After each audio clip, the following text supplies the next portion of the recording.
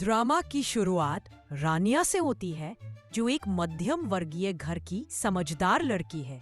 उसकी अम्मी उसकी शादी को लेकर बहुत चिंतित है, क्योंकि उनकी घर गृहस्थी मुश्किल से चल रही है। रानिया अपनी अम्मी को तसल्ली देती रहती है कि अल्लाह बेहतर करेगा। इसी बीच दूसरी तरफ दिखाया जाता है फिरोज, जो एक अमीर और हैंडसम लड़का है, लेकिन बहुत ईगोइस्टिक। वह हर चीज अपने हिसाब से चाहता है। उसके घर में उसकी माँ ही फैसले लेती है और फिरोज को ये मंजूर नहीं होता कि कोई उस पर दबाव डाले। पहली मुलाकात, अनजाने में टकराव। रानिया और फिरोज की पहली मुलाकात बिल्कुल फिल्मी अंदाज में होती है। रानिया एक इंटरव्यू के लिए गई होती है और वही पार्किंग में गलती से फिरोज की कार को छू देती है। फिरोज बहुत गुस्सा हो जाता है और रानिया को डांट देता है। रानिया शांत रहती है और उसे कहती है, सीनियर लोग सिखाते हैं, डांटते नहीं। यह बात फिरोज को चुभ जाती है।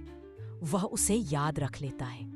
रानिया का रिजेक्ट होना, रानिया इंटरव्यू देती है लेकिन उसे जॉब नहीं मिलती। उसे लगता है कि शायद उसके कपड़ों और सादगी को देखकर उसे नजरअंदाज कर दिया गया है। घर लौटकर वह रो पड़ती है, लेकिन उसकी अम्मी उसे हिम्मत देती है। फिरोज की माँ का दबाव, उधर फिरोज की माँ उसे शादी के लिए दबाव डालती है। फिरोज को शादी बिल्कुल पसंद नहीं। वह कहता है कि उसे अभी कोई लड़की पसंद ही नहीं आई। उसकी माँ किसी ऐसी लड़की की तलाश में है जो उनके हाई स्टैंडर्ड घर में फिट बैठे। एपिसोड के आखिर में किसी काम के सिलसिले में रानिया को फिरोज के ऑफिस दोबारा जाना पड़ता है।